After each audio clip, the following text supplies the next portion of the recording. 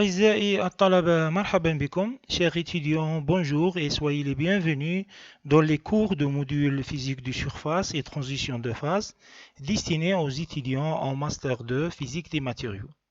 Aujourd'hui, on va étudier les traitements thermiques et les traitements thermochimiques. Avant d'entamer ce cours, je vous invite de rappeler le cours précédent qui concerne le diagramme d'équilibre, le diagramme de phase, notamment le diagramme fer-carbone. Alors, dans ce cours, on va voir c'est quoi un traitement thermique. À quoi sert un traitement thermique? Quel est l'objectif de réaliser un traitement thermique? Sur quel matériau qu'on va l'appliquer? Quel est l'objectif des traitements thermiques? Et par la suite, on verra quels sont les types principaux des traitements thermiques. On va voir plutôt la trempe, le revenu et le recuit et ces types des trois traitements thermiques, ainsi que la normalisation. Nous verrons par la suite la trompabilité et l'essai de Jomini. Nous verrons aussi par la suite les traitements thermochimiques et les types de traitements thermochimiques tels que la cimentation, la nitrilation, la carbonitrilation et aussi comment identifier les phénomènes microstructurels dus au traitement thermique, c'est-à-dire une structure martensitique, etc. Alors, d'abord, c'est quoi un traitement thermique? La définition d'un traitement thermique, c'est l'ensemble des opérations de chauffage et de refroidissement qui consistent à générer des transformations métalliques dans la structure cristalline. C'est-à-dire un cycle thermique et on joue sur la température et le temps. Nous avons deux facteurs, le temps et la température. Alors, le but, c'est quoi? À quoi ça sert un traitement thermique? L'objectif, c'est d'améliorer les propriétés, notamment les propriétés mécaniques des matériaux tels que la dureté, la rigidité, la ductilité, la résilience, la résistance mécanique, l'allongement, etc. Les propriétés mécaniques et aussi les propriétés physiques. Les propriétés magnétiques telles que les propriétés magnétiques et aussi les propriétés physiques telles que la conductibilité thermique et la conductibilité électrique, coefficient de dilatation, etc. Donc, c'est les propriétés physiques ainsi que certaines propriétés chimiques telles que la résistance à la corrosion. Généralement, les traitements thermiques sont effectués sur des opérations qui consistent à faire varier la température et le temps de traitement, donc en fonction du temps, et appelle un cycle thermique. Donc, ce sont des opérations combinées de chauffage et de refroidissement. Donc, on va voir à quelle température on va chauffer et refroidissement, on va voir il y a un refroidissement lent ou bien un refroidissement rapide. Pour les refroidissements rapides dans l'eau ou bien dans l'huile et refroidissement lent soit dans l'air, à l'air libre ou bien dans le four. Donc, des matériaux en général, grosso modo des matériaux, soit les métaux, les verres et les céramiques, etc. Mais dans notre étude, nous nous basons sur les alliages ferreux, notamment les aciers et aussi les fontes. Afin de quoi? Quel est le but? Et comme j'ai dit tout à l'heure, d'améliorer leurs propriétés et leurs caractéristiques, donc mécanique physique, surtout mécanique, et le rendre plus favorable à emploi donné, c'est-à-dire dans l'industrie ou bien dans les applications. Vous voyez des pièces qui sont sorties de four, comme vous voyez ici, vous pouvez consulter le site, vous cliquez sur ce lien. Donc, c'est ça un traitement thermique qu'on utilise, comme j'ai dit tout à l'heure, sur les métaux, notamment les aciers, les verres et les céramiques. Voici le cycle thermique, c'est-à-dire la température et le temps.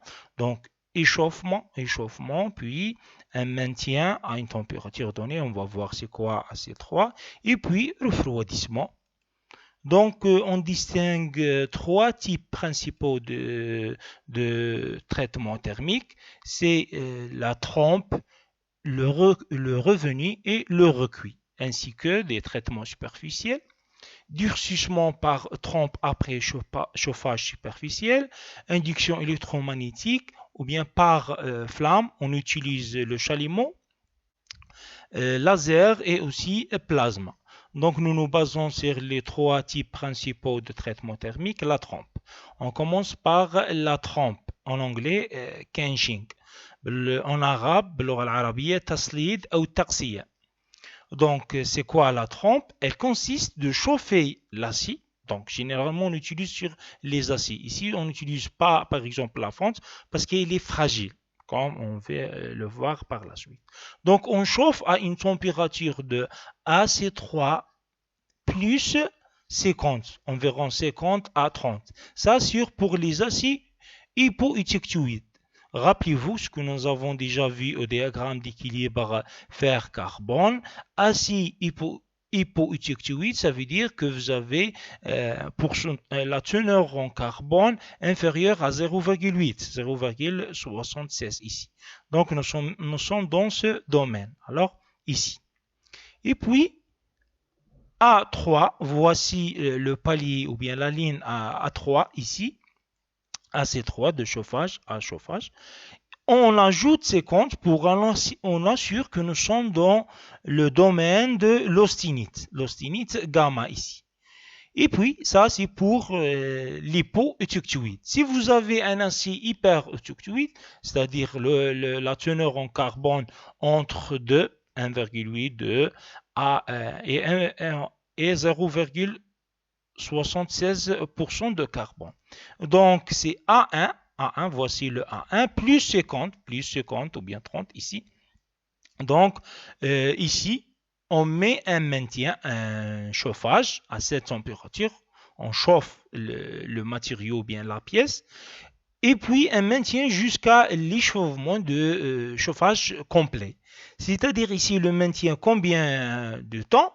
Tout dépend de la dimension de la pièce. Si vous avez une grande pièce, on a besoin d'une grande dureté. Cependant, s'il y a des petites pièces, généralement environ une demi-heure, 20 minutes de maintien. Si vous avez une pièce, la géométrie aussi, ça joue un rôle. Si vous avez la géométrie de la pièce, l'épaisseur de la pièce, une pièce complexée, ça prend plus de temps. Donc, jusqu'à la transformation de phase qu'on assure que sur toute la pièce. Et puis, refroidissement rapide. Gardez rapide, soulignez le mot rapide dans l'eau ou bien dans l'huile. Donc, par immersion dans l'eau, par pulvérisation d'eau, le fluide le plus utilisé est l'eau froide, à une température inférieure à 40 degrés Celsius. Dans certains cas, l'eau froide génère un refroidissement trop rapide. À titre d'exemple, les pièces de forme complexée, donc et génère des contraintes internes. Ça va créer des contraintes internes et c'est un inconvénient de ce type de traitement, la trompe. C'est de créer des contraintes internes ou bien des contraintes résiduelles. Alors, généralement, on utilise l'eau, plus utilisée, mais parfois l'huile ou bien l'eau chaude. Donc, on utilise les pièces ici pour éviter les déformations, le risque de la corrosion, même la rupture de la pièce si les contraintes sont trop élevées. Dans ce cas, on peut utiliser de l'eau chaude ou bien l'huile. L'eau chaude à une température supérieure à 50 degrés Celsius. Dans certains cas très rares, il est possible d'utiliser d'autres fluides comme des fluides de base de glycol pour minimiser la formation des contraintes internes. Alors, c'est ça la trompe. Je résume. La trompe consiste à un chauffage de l'acier à une température de AC3 pour hypoétiquetoïde plus 50 degrés Celsius, 30 à 50 degrés Celsius, AC hypoétiquetoïde, au supérieur à 1 pour hyperétiquetoïde. Donc à cette température, l'acier est maintenu jusqu'à l'achèvement de chauffage complet, c'est-à-dire jusqu'à la transformation des phases. Ensuite, l'acier subit un refroidissement rapide avec une vitesse supérieure à la vitesse critique de la trempe. Pour à titre d'exemple, pour les aciers au carbone, le plus souvent dans l'eau, et pour les aciers alliés et dans l'huile. Donc, tout dépend le milieu de refroidissement. On va refroidir rapidement, donc dans un bain. Et le but de refroidissement rapide est d'obtenir une structure martensitique. Donc, garde échauffement, une structure martensitique. Donc, de l'austinite, on va obtenir directement une structure martensitique. Donc, éviter une transformation perlitique. La transformation de l'austinite doit commencer et se termine dans le domaine de la martensite. Donc, la trempe permet de donner un maximum de dureté. Donc, on va obtenir une dureté généralement HV, Hardness Vickers, la dureté de Vickers, environ 700 à 800. Si vous avez un acier ordinaire de 240 par exemple HV, après la trempe, vous allez obtenir une dureté de 700 à 800, une grande dureté. Donc, ce qui donne une structure convenable pour le traitement de... Donc, c'est ça la structure de la trempe martensitique. Par contre, il y a des inconvénients tels que, quoi, comme j'ai dit tout à l'heure, des contraintes résiduelles et ainsi que la fragilité. Donc, c'est ça le but de la trempe. Il donne une grande dureté par transformation de l'austinite en martensite. Donc, je vous rappelle, je résume, une trempe se compose en trois phases principales. Donc, chauffage, destiné à amener l'acier à de l'austinite. Donc, comme j'ai dit, entre 0 à 8% de la teneur en carbone. À 3 plus 50, c'est-à-dire à une température de 720 à 900 degrés Celsius. On chauffe à cette température. Et puis, tout dépend pour les hypoétuctuides, dépend de sa teneur aussi de carbone. Alors, généralement, de 780 degrés Celsius. Donc, ça, le chauffe. Et puis, un maintien, comme j'ai dit, tout dépend de la dimension. Les dimensions de la pièce qu'on va les traiter et sa forme, si les formes complexées ou bien, ainsi que l'épaisseur de la pièce ou bien l'échantillon qu'on va le traiter.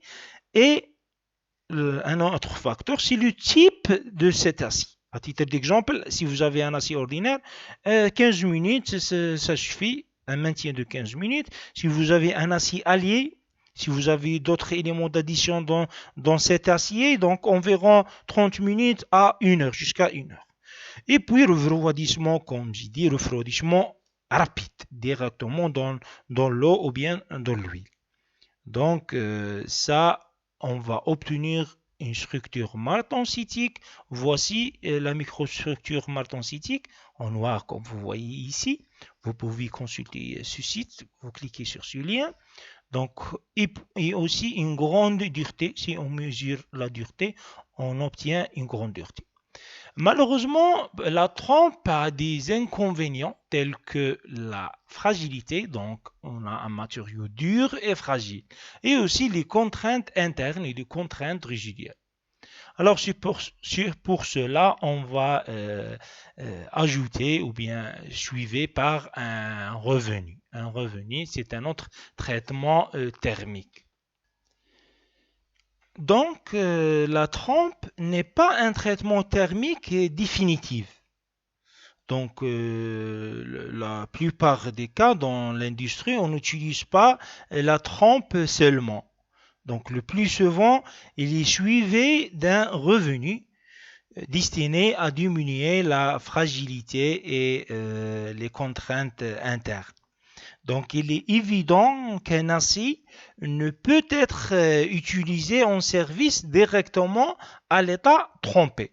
Donc, suivi par le revenu. C'est quoi le revenu? En anglais, tempering. En arabe, al-mu'adala. C'est un traitement thermique aussi. engendre une évolution de structure après la trompe d'un état métastable vers un état plus proche à l'équilibre physico-chimique pour objectif afin de quoi? De provoquer une précipitation du carbone, condition contrôlée afin de parvenir du durcissement optimal. Alors, l'opération de revenu est destinée de corriger plus ou moins, de corriger les inconvénients de la trempe. Donc, elle conduit à un métal de caractéristiques convenables. On cherche des propriétés convenables. Alors, la trompe, qui est une opération rapide de contrôle difficile, le revenu permet un contrôle aisé des transformations et des propriétés de matériaux. Donc, obtient une résistance, une bonne résistance, allongement, la résilience, la résilience, c'est-à-dire l'aptitude d'un matériau à résister à un choc mécanique. On cherche des propriétés plus ductiles, un matériau plus ductile, n'est pas fragile, et on va diminuer les contraintes internes et les contraintes résiduelles. On va obtenir une structure stable avec des grains fins et aussi, c'est-à-dire homogènes. C'est ça, de corriger en quelque sorte les défauts de la trempe. Alors, c'est ça le revenu, provoque une évolution du matériau. Donc, le cycle thermique des traitements thermiques, voilà, un cycle thermique, chauffage, maintien, et puis refroidissement rapide. Et puis, chauffage, cette fois-ci inférieur à AC, ici. Donc, on n'arrive pas à l'austenite ici. Et puis, maintien, presque même maintien. Et puis, refroidissement, cette fois-ci, refroidissement lent dans le four ou bien à l'air libre. C'est ça, le revenu. Il y a plusieurs types de revenus et parfois, on fait plusieurs fois le chauffage.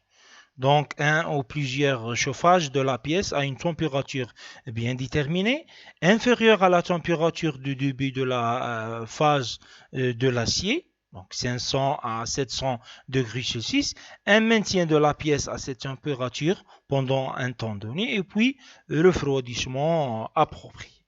Donc c'est ça, un revenu permet d'atténuer les effets de la trompe et rendant la pièce plus ductile et plus tenace.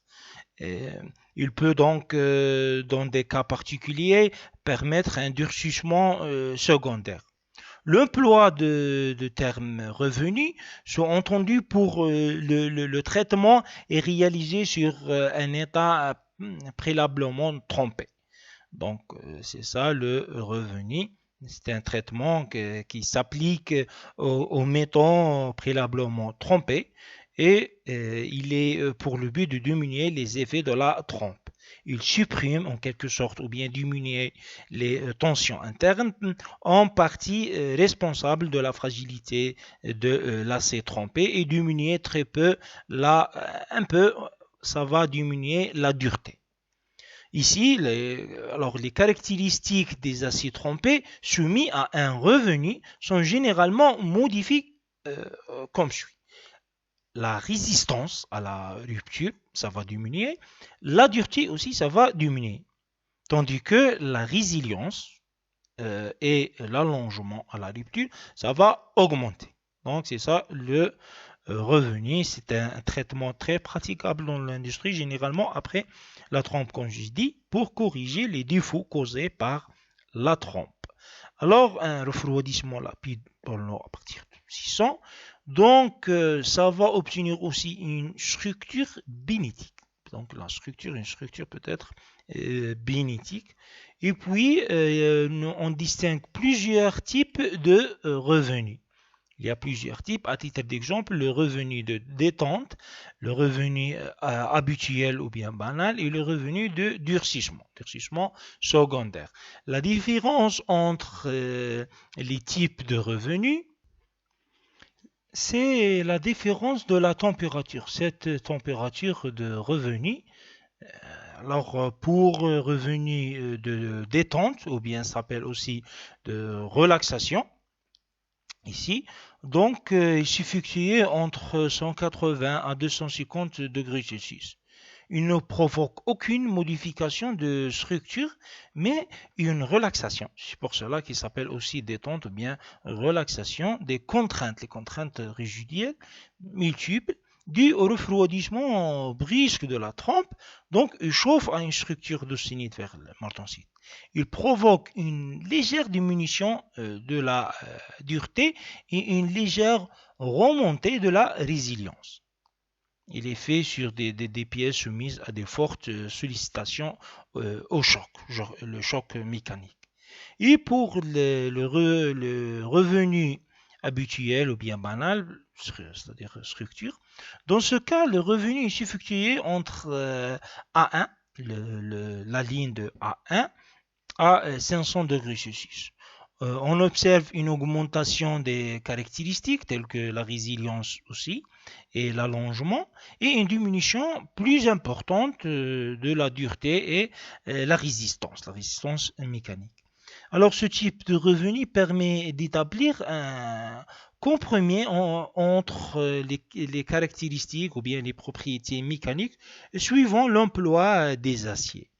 Et pour le revenu de durcissement, alors ce revenu s'effectue à une température entre 450 à 600 degrés Celsius sur les aciers alliés. Généralement utilisés sur les aciers alliés, ils peuvent provoquer des durcissements appelés durcissements secondaires.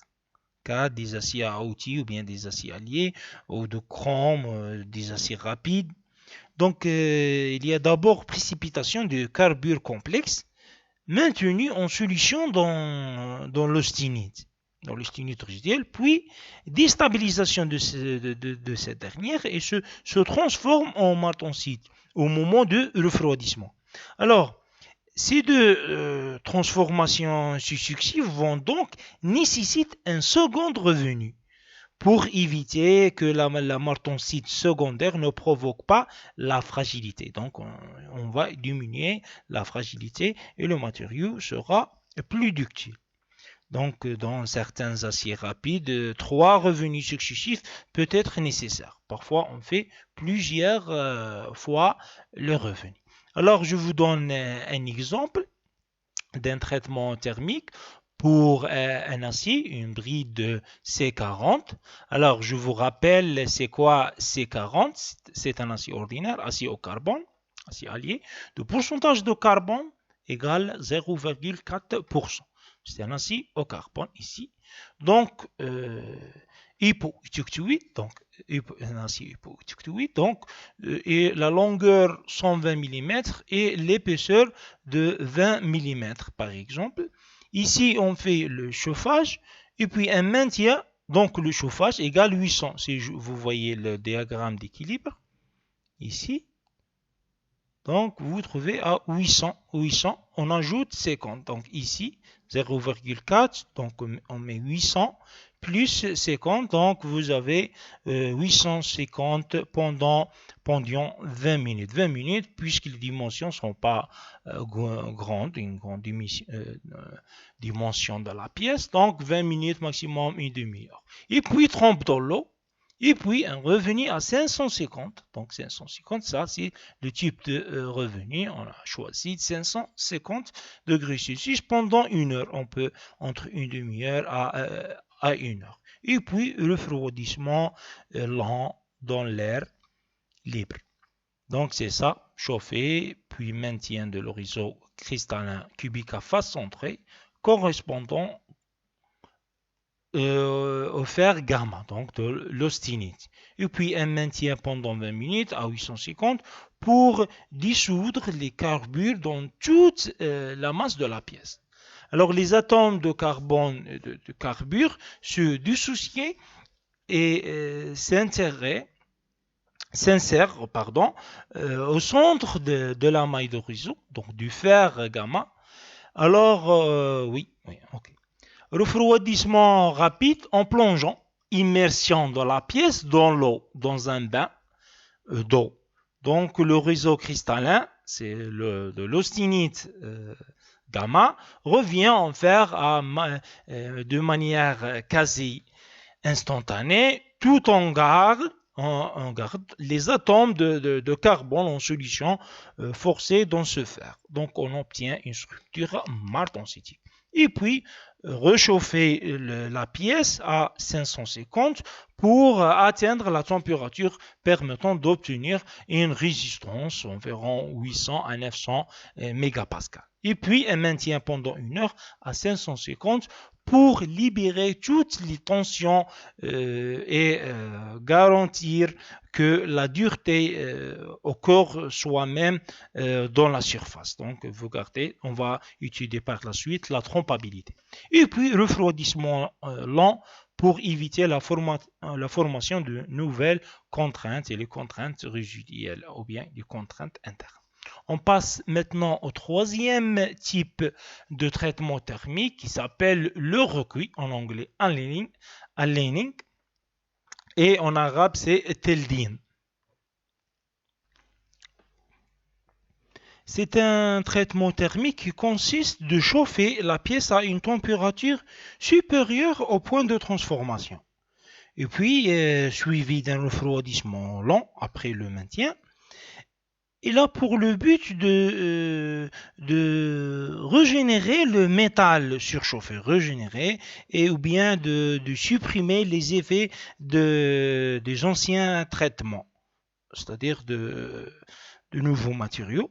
Donc une amélioration aussi des propriétés mécaniques, c'est ça l'objectif, et aussi de supprimer l'écruissage. L'écruissage, c'est quoi? Entre parenthèses, c'est le phénomène d'écruissage. Déformation plastique, généralement, il se fait après les procédés de fabrication, tels que le laminage, le forgeage, le trifilage, le procédé de fabriquer une pièce. Il y a un phénomène d'écruissage. Donc, on essaie d'éliminer l'écruissage d'un travail mécanique à froid. Et aussi d'améliorer les caractéristiques des matériaux dans le sens de recuit pour le revenu.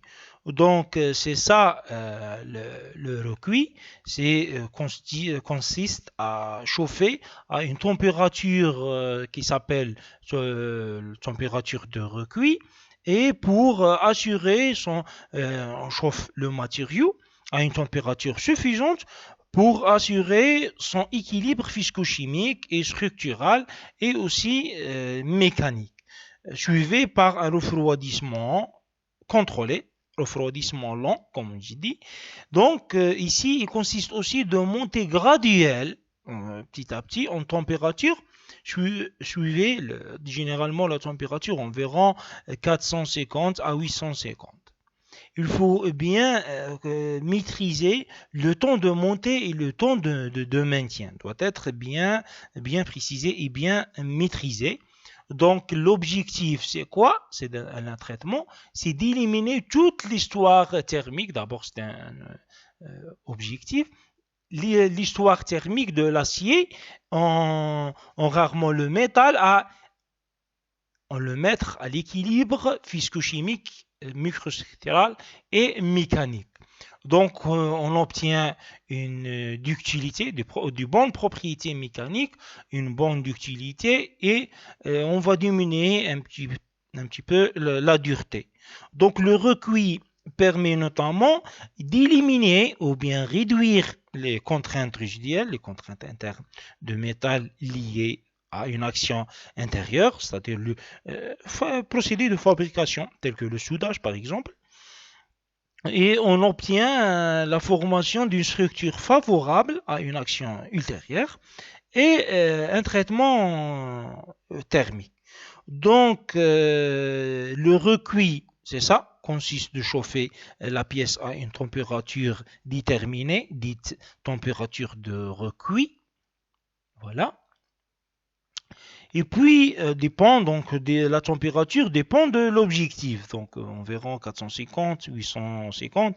Et puis, maintien de la pièce pendant un temps donné, et puis le refroidissement à une vitesse indiquante afin d'obtenir, après retour à la température ambiante, un état structural du le matériau proche à l'état d'équilibre stable. Alors, cette définition de recuit est très générale, habituellement complétée par une formulation précisante, le but de traitement. Donc, c'est ça. On distingue plusieurs types de recuits en fonction de l'objectif qu'on va l'atteindre. Donc, nous avons le recuit d'homogénéisation, le recuit complet et le recuit détente. Et on va voir par la suite la normalisation et c'est quoi la différence entre la normalisation et le recuit. Ici, le recuit d'homogénéisation ou bien de diffusion, ce type de recuit s'applique aux aciers bruts, des aciers de coulage, des aciers moulés, c'est-à-dire des aciers coulés, pour coulage ou bien moulage, dans le but d'éliminer les ségrégations dendritiques. C'est-à-dire qu'il y a une inégalité de composition chimique entre diverses parties d'un alliage de l'acier. Donc, séparation de parties chimiques, c'est-à-dire il est hétérogène, c'est-à-dire la distribution de composition n'est pas homogène. C'est ça, les ségrégations dendritiques. Donc, le but d'éliminer ou bien diminuer la ségrégation dendritique qui est lors de la solidification de l'acier. Donc, ça, c'est pour le recuit d'homogénéisation, c'est-à-dire il y a une différence de concentration de ces éléments présents dans la structure qu'on va le corriger. Alors, pour le recuit complet, dans ce type de recuit, on laisse l'acier refroidi dans le four. Donc, refroidissement dans le four pour le recuit complet. Donc, pour obtenir une perlite, structure perlitique plus grossière et un adoucissement plus remarquable de bonnes propriétés. Et pour le recuit de détente, il y a aussi recuit de coalescence. Donc, ce procédé consiste de chauffer dans le domaine ferritique, c'est-à-dire entre 500 à 650 degrés Celsius, et on veille à ce que le refroidissement soit lent. Et ce type de recuit permet de réduire ou bien éliminer, en quelque sorte, on va essayer d'éliminer les contraintes résiduelles et les contraintes internes engendrées au cours de la fabrication de la pièce par le soudage ou bien le moulage ou bien le forgeage, quel que soit le procédé de fabrication. Donc, c'est recuit de détente.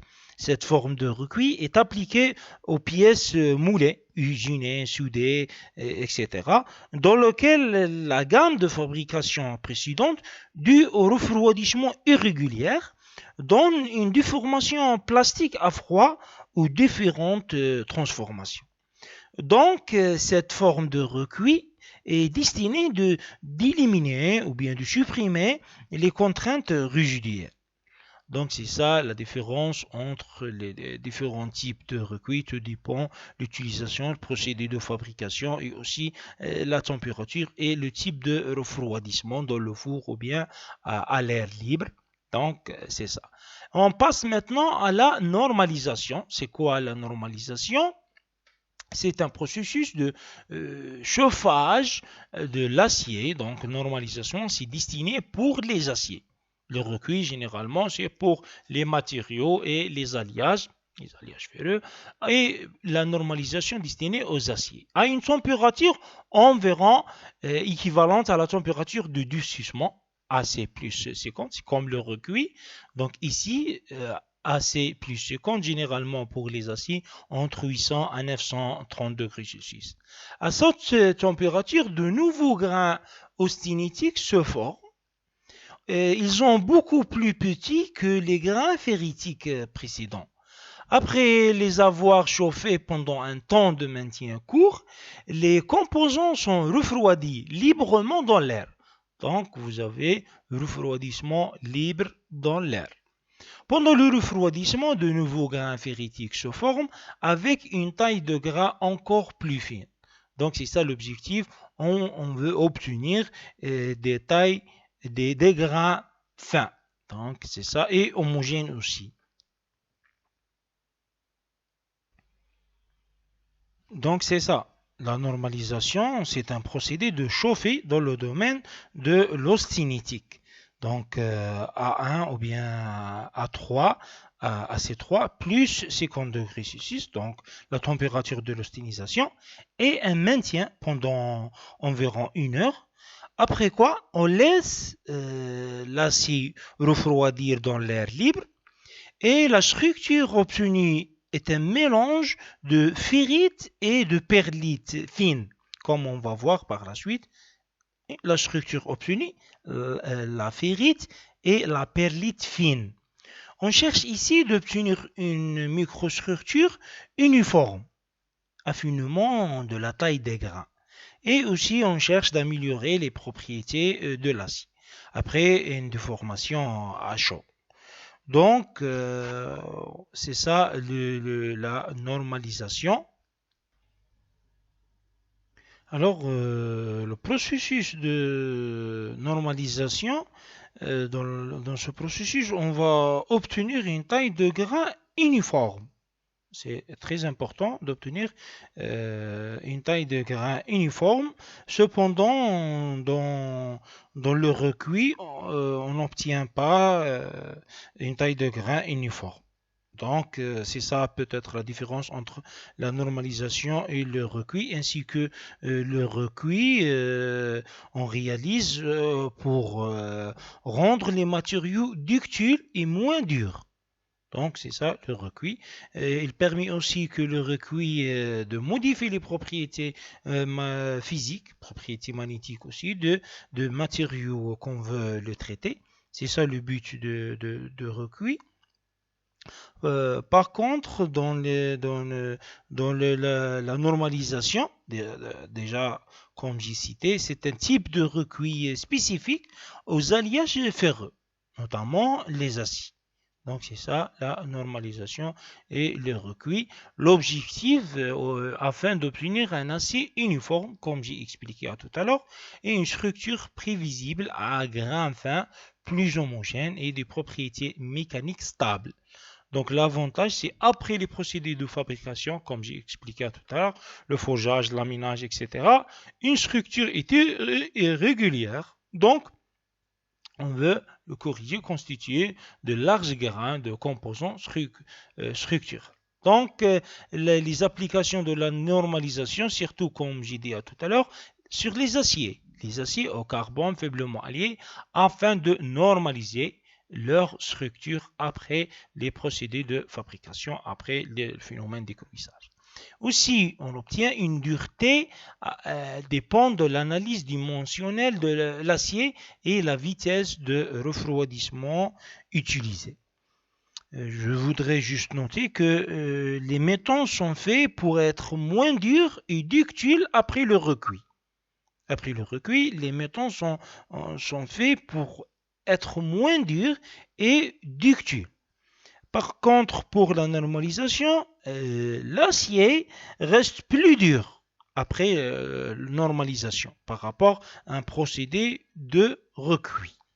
Alors maintenant, quelques applications de traitement thermique sur les matériaux. À titre d'exemple, le roulement à billes, les engrenages, les pignons, les arbres, les lames, les outils de coups, Villebrequin, le roulement, le ressort, le fer à cheval, etc. Plusieurs applications dans l'industrie. Vous voyez bien des pièces sorties du four. Ici, le four, des pièces sont traitées. Vous pouvez consulter le site en cliquant sur ce lien.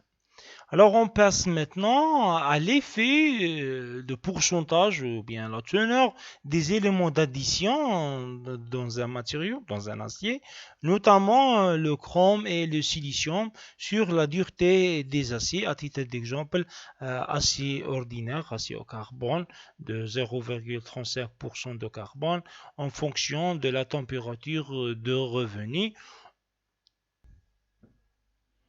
D'abord, la composition chimique de l'acier est un facteur intrinsèque, intrinsèque lié au matériau lui-même, au l'acier lui-même. Alors qu'il doit être connu avec une très grande précision pour pouvoir prédire et prévoir son comportement sur l'effet de revenu. Alors, à partir de cette graphe, de cette courbe, euh, on remarque s'il y a une diminution de la dureté, si on augmente la température de revenu, il y a une diminution de la dureté. Et aussi, s'il y a une augmentation ou bien des éléments d'addition, notamment silicium et le chrome, comme vous voyez dans cette courbe, il y a une augmentation légère de la dureté. Donc ici, l'influence ou bien la dureté en fonction de la température de revenu. Cependant, la température de revenu n'est pas la seule responsable de la diminution de la dureté. Il y a d'autres facteurs et d'autres éléments qui vont en concurrence. Ils se trouvent justement soutenus par le temps de maintien. Donc, il y a plusieurs facteurs. Alors, on passe maintenant à la microstructure. Donc, à gauche, ici, vous voyez une structure martensitique. Ici, martensite en LED. Donc, martensite en plaque aciculaire, ici. Et au-dessus, ici, c'est une structure martensitique de revenu, après revenu, d'un acier 38CrMO4.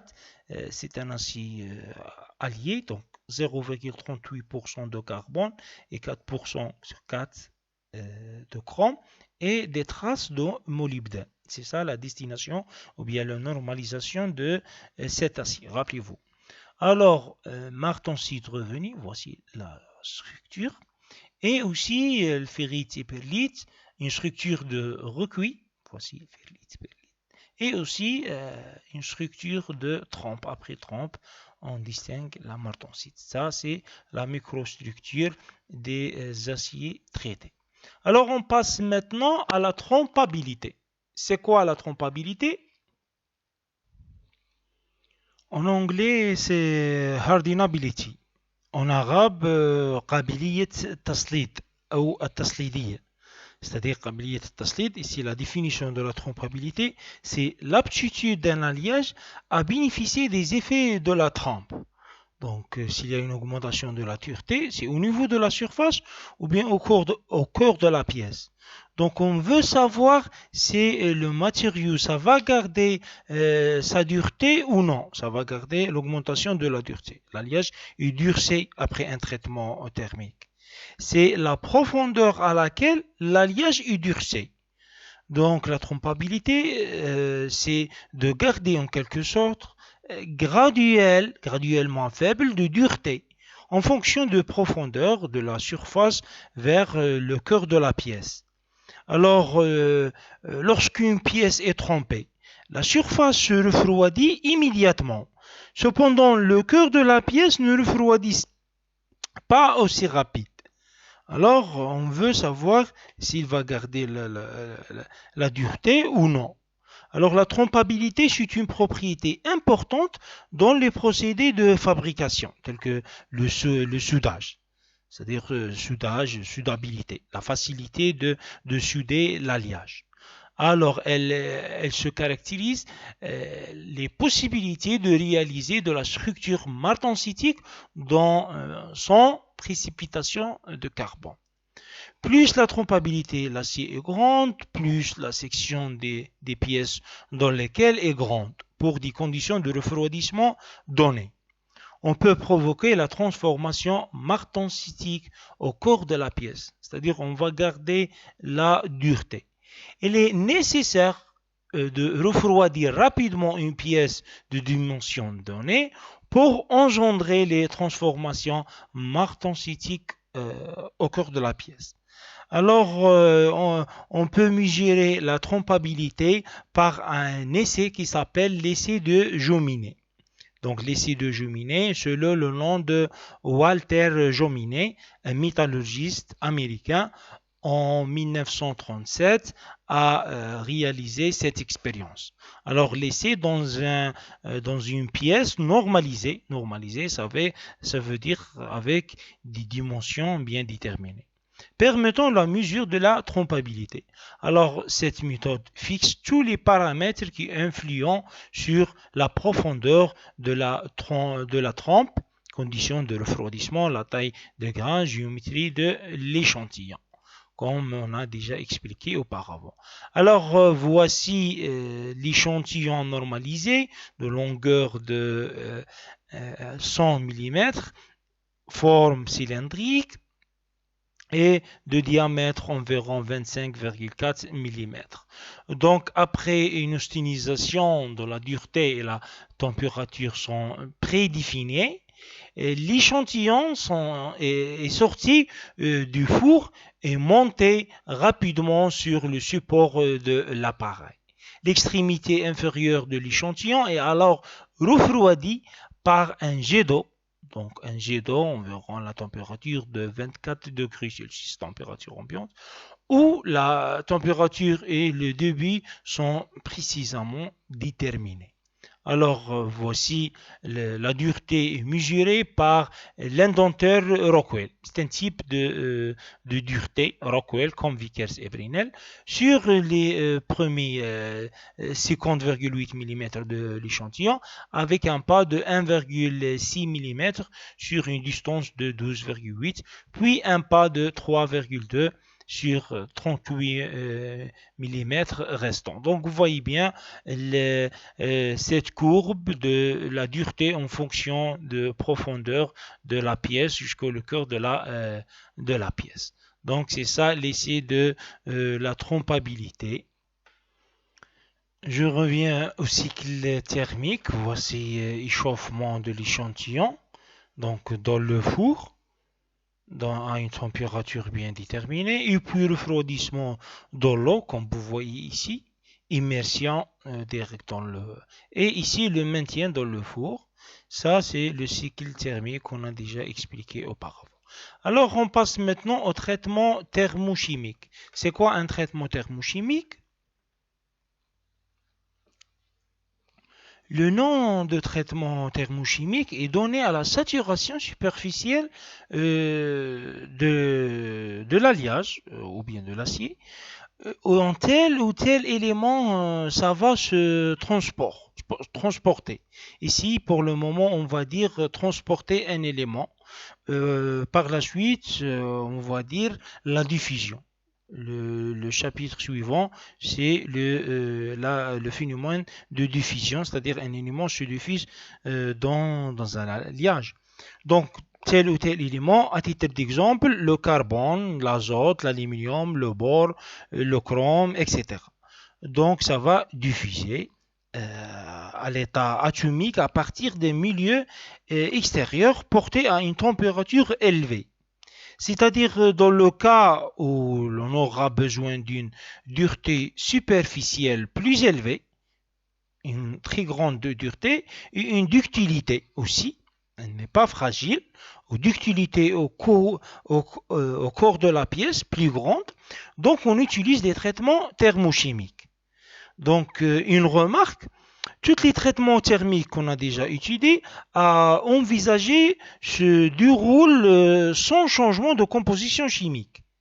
Tandis que les traitements thermochimiques s'effectuent avec un changement de la composition chimique d'une certaine épaisseur de la couche superficielle. Donc, ce qu'on a déjà étudié pour les traitements thermochimiques, il n'y a pas un changement de la composition chimique. On garde la même nuance de matériaux. les mêmes compositions chimiques. Par contre, il y a un changement pour les traitements thermochimiques. C'est-à-dire ici, pour enrichir la couche superficielle d'un métal, ou bien d'un alliage, par des atomes de l'élément, avec des conditions, qu'on va le savoir par la suite. Donc, on doit créer des conditions de surface de métal qui doivent assurer le transport, en quelque sorte, c'est-à-dire la diffusion de ces atomes à partir de cette surface, ou bien vers le cœur de la pièce, en quelque sorte. Donc, le problème d'enrichir la couche superficielle d'un métal A par un autre élément, poudre qui va diffuser B, donc nécessite que certaines conditions doivent être remplies, doivent être réalisées. Avant tout, il est nécessaire que le métal B, c'est-à-dire qu'il va se diffuser, doit être soluble dans le métal A, à l'état d'équilibre. Ça, c'est la première condition. C'est-à-dire il y a une formation de cristaux mixtes. Et ensuite, il faut que les atomes dissous dans le cristaux mixte doivent effectuer des changements de place et cela dépendra du type de l'élément B. Donc seulement les éléments avec des atomes de faible rayon peuvent prendre une position interstitielle.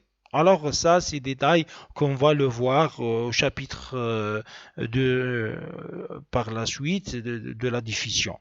Alors ici, à la température ambiante, par exemple, à haute température, mais parfois à une température ambiante. À titre d'exemple, l'hydrogène peuvent se diffuser en faisant des cristaux mixtes d'insertion faible diffusion de cet élément de l'hydrogène à la température ambiante. L'essentiel, les traitements thermochimiques, c'est de diffuser un élément à un alliage.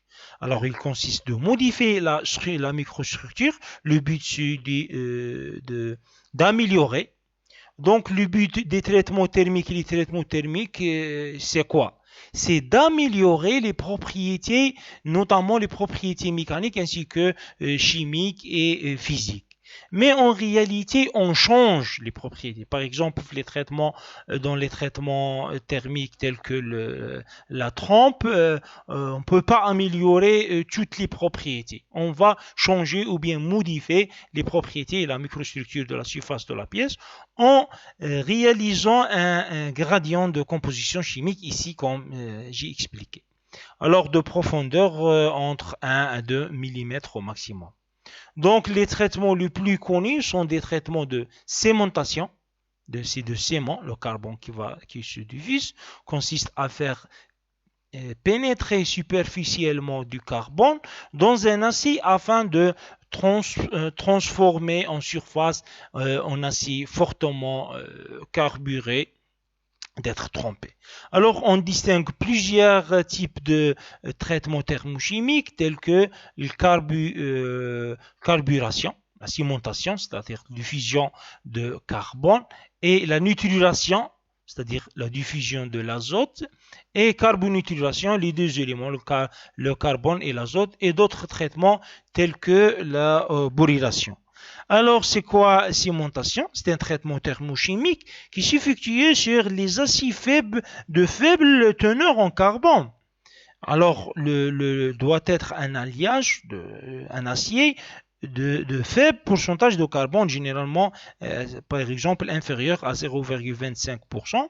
Donc, non trompant, possédant une bonne ductilité en vue d'augmenter la dureté superficielle de l'acier. C'est ça, la carbonitrisation doit être de faible teneur en carbone. Le but, c'est quoi? Ou bien l'objectif, afin d'enrichir en carbone la couche superficielle de la pièce qu'on va le traiter, un acier travaillant à l'usure, par exemple, afin qu'elle puisse prendre la trempe. Alors, le principe, comment effectuer cette opération? Donc les pièces à cimenter sont mises en présence d'un corps riche en carbone, appelé sément, le sément.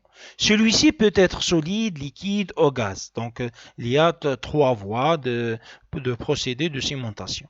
L'ensemble est porté à une température environ 850 à 950 degrés Celsius, bien sûr, nécessaire à la diffusion de carbone. Donc la cimentation est un procédé de saturation en carbone de la couche superficielle de l'acier et ayant un but principal de l'obtention d'une surface dure et résistante à l'usure par l'enrichissement de la couche superficielle en carbone jusqu'à une concentration de 0,8 à 1,2 environ 1,2% de carbone. Alors, parfois suivi par revenu, ce procédé. Donc, la cimentation est appliquée aux aciers, je répète, à faible teneur en carbone. Donc, pour les grosses pièces, jusqu'à 0,3%, donc ici 0,25% généralement, mais pour les grosses pièces, jusqu'à 0,3%, on peut réaliser un traitement de cimentation. Le choix de la nuance de cet acier est nécessaire pour que le cœur de la pièce garde sa ductilité. Il est important de garder la ductilité. Et donc, comme j'ai dit, il existe trois modes essentiels de cimentation par agent solide contenant de carbone, de gaz, et par agent liquide. Donc ici, l'opération de carburation s'effectue dans le domaine de l'estinite, environ 850 à 950 degrés Celsius, moins 900. La profondeur du traitement va dépendre du temps de la température. Et généralement, à la suite de la carbonitration, une trompe et un revenu est réalisé afin de maximiser la dureté de la surface. Donc ici, voici l'échantillon pour la cimentation solide, la cimentation en caisse, donc pour solide, et pour liquide, cyanure fondu. Et pour gaz, la voie gazeuse, donc mélange gazeux, les mélanges gaz. Alors pour la cimentation en caisse, comme vous voyez ici dans cette figure, on peut mettre plusieurs pièces. Ici, de cette façon, loin un peu, il y a une distance entre les échantillons. Et ici, la poudre, le sément. Et ici, les échantillons, la pièce, nos pièces, mettre dans une caisse. Donc, les pièces sont entourées d'un ciment solide à base de charbon de bois ou de carbonate, de granule. Le tout met dans une caisse en acier réfractaire. Alors, la caisse ici doit être en acier réfractaire, ça veut dire réfractaire à une température de fusion très élevée. Donc, parce que supporte 900 degrés Celsius. Alors, ici, porté en température de traitement, environ 900, pendant un temps très long, environ minimum 1 heure pour 0,1 mm traité. Donc, c'est ça la cimentation solide dans une caisse. Pour la cimentation liquide, les pièces sont plongées dans un bain de sel fondu à base de cyanure de barium et de sodium environ 950 degrés Celsius à 980 degrés Celsius. Cette technique relativement simple de mise en œuvre, c'est-à-dire permet de chauffer homogène à une action chimique régulière. Donc la cimentation liquide est effectuée dans des sels fondus. Donc la procédure est plus accélérée par les autres méthodes de cimentation peut être effectuée rapidement à une température de 850 degrés Celsius. Et le mélange de sels fondus Donc généralement, comme j'ai dit, cyanure de sodium ou bien chlorure de sodium, le carbonate de sodium se mélange. Parfois, on utilise dans ce mélange de carbure de silicium. Alors, des sels fondus. Donc, cependant, le bain par l'oxydation au contact à l'air. Ici, il y a un petit problème ou bien un inconvénient de ce procédé, de cette voie, c'est que il est toxique, la toxicité de cyanure. Alors, ce procédé ici, fortement développé jusqu'aux années 70, et les raisons essentielles sont liées de l'environnement, les conditions de travail, principalement à la nature de cyanure de ces bains. Alors, c'est ça, cyanure sont développés. Ne pas permet maintenir la place de cette technique par rapport au procédé gazeux. Alors, dans un four étanche dans lequel on maintient une atmosphère contrôlée constituée d'un gaz support auquel on ajoute, s'il est nécessaire, un gaz d'enrichissement en carbone. Voici brûlure ici, les pièces et le gaz. Donc c'est ça. Le ciment utilisé est un mélange de gaz riche en carbone, oxyde de carbone, etc. Alors les pièces sont placées dans un four chauffé de l'extérieur dans lequel circule le gaz de ciment, comme vous voyez ici. Alors, voici le bain, les circuits, une demi-caisse ici, comme vous voyez ici. Alors, on passe maintenant au deuxième procédé ou bien deuxième type de traitement thermochimique, lequel la nitrilation. La nitrilation, c'est comme la cimentation, c'est que ici, l'élément qui se divise, c'est l'azote, solubilité de l'azote dans le fer ou bien dans un alliage, quel que soit l'alliage, généralement, par exemple, le tétane, la fonte aussi. Ici, on met l'acier de 0,4% à 500 degrés Celsius jusqu'à environ 600 degrés Celsius. Il existe aussi les trois procédés par trois voies. Donc la nitration en phase liquide, gazeuse et ionique, surtout ionique. Donc vous pouvez consulter, voici une pièce nitrilée. Vous pouvez consulter ce site et voici comment réaliser la nitrilation ionique dans cet appareil. Donc,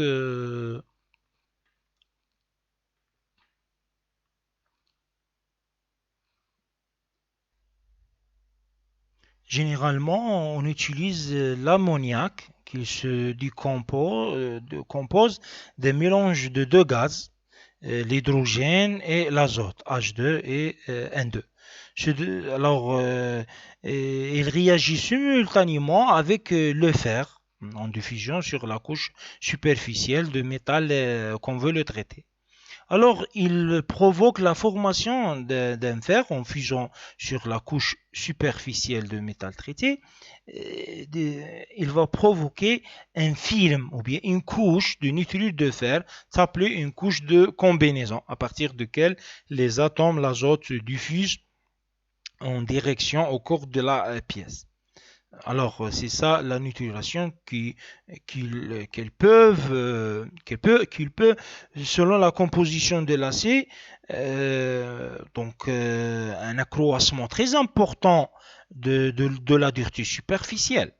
Donc, c'est ça l'avantage. Et ici, généralement, ce traitement, ça va donner une couche, comme j'ai dit, de combinaison en surface d'une épaisseur environ 20 mm sur la surface de la pièce et composée de nitrure epsilon et gamma. La couche de diffusion peut être plus épaisse, environ 100 jusqu'à 1000 micromètres. Donc environ cette épaisseur. Alors, La dureté aussi, ça va augmenter jusqu'à 1300 HV, dureté du Vickers. Alors, il y a une augmentation du dureté en surface, apporte des avantages tels que une résistance à l'usure. La pièce va résister à l'usure. Et ici, la pièce, ça va garder au cours de la pièce sa dureté. Donc, c'est ça pour la nucléation. On passe maintenant à la nucléation. Une remarque importante c'est que la nucléation n'est suivie d'aucun traitement ultérieur. C'est-à-dire qu'il est inutile d'utiliser ou bien de réaliser un traitement thermique après la nucléation. Donc, cependant, ce traitement se peut effectuer après le revenu. Généralement, après le revenu, on réalise un traitement de nucléation ou bien un traitement thermochimique en général. Donc, ça, c'est pour la nucléation. Donc, la nucléation liquide et gazeuse, généralement solide, semblable à la surmontation, de milieu ici de l'effeuros-alliage à une poudre pour le solide et pour liquide, comme j'ai dit, immersion dans un bain de sel, de cyanure, et environ à une température de 500, 550, peut-être 400 degrés Celsius. Alors pour le gazeux, c'est le plus utilisé avec ionique, environ 450 à 550 degrés Celsius, mais pendant une longue durée, environ jusqu'à 20 heures. Alors, ou bien 24 heures. Alors, comment s'effectue l'opération de la nitration gazeuse se déroule en 3 temps. D'abord, dissociation thermique de l'ammoniac, le NH3, en azote et l'hydrogène. Donc, vous avez réaction de NH3, ça va donner 2N plus 3H2 d'azote. Et puis, absorption de l'azote par le fer, ou bien par l'acide, par le fer alpha ferrite, en solution solide, et puis la diffusion de l'azote à l'intérieur de la pièce. Donc ici, comme j'ai dit, on utilise ce procédé faiblement pour les aciers faiblement alliés, généralement, ou bien aussi des aciers alliés avec molybdène, chrome et des traces de vanadium. Alors ici, je vais résumer, c'est quoi l'intérêt des traitements thermiques, notamment les traitements thermochimiques, c'est d'améliorer les propriétés surtout mécaniques des aciers. Je voudrais juste ajouter que le carbonylation, c'est les deux éléments que ça va diffuser, c'est le carbone et aussi l'azote. Donc, à partir de 580 degrés Celsius, transfert de l'azote. Et vers 800, il y a transfert de fusion de carbone. Les milieux de carbonylation sont des bains de cyanure ou des mélanges gazeux. Alors, ça, c'est pour le carbonylation. Et aussi, nous avons la borylation. Ici, la borylation, c'est de diffuser le bore. C'est comme la cimentation et la nitration, seulement que l'élément qui ça va diffuser, c'est le bord. Voici une image dans une caisse. Voici la caisse pour réaliser une cimentation et on le mettre dans le four ici. Alors, vous voyez bien, après, par exemple, la borylation, de scratch test, c'est-à-dire l'essai de rayures ici de scratch comme vous voyez ici. Ça c'est avant la borylation et ici à droite après la borylation. Donc je résume. On peut conclure que les traitements thermiques et les traitements thermochimiques vont améliorer la dureté, la résistance à la rupture, la résistance à l'usure. Ça va donner une bonne résistance à la corrosion, à la fatigue. Ça va améliorer les propriétés. Et aussi une structure, ça va donner une structure homogène, affiner les grains et aussi de supprimer ou bien éliminer les tensions internes qui sont créées par les procédés de fabrication. Les procédés tels que le laminage, le forgeage, le soudage, etc. Alors les traitements thermiques et thermochimiques ayant pour but d'améliorer les caractéristiques des matériaux, notamment les caractéristiques et les propriétés mécaniques, pour rendre les matériaux plus favorables. Donc je vais arrêter ici. Et voici les références que je l'ai utilisées pour préparer ce cours. Voici la liste des références. Et vous pouvez me contacter par email ou par les réseaux sociaux. Je vous remercie à votre attention et bonne soirée.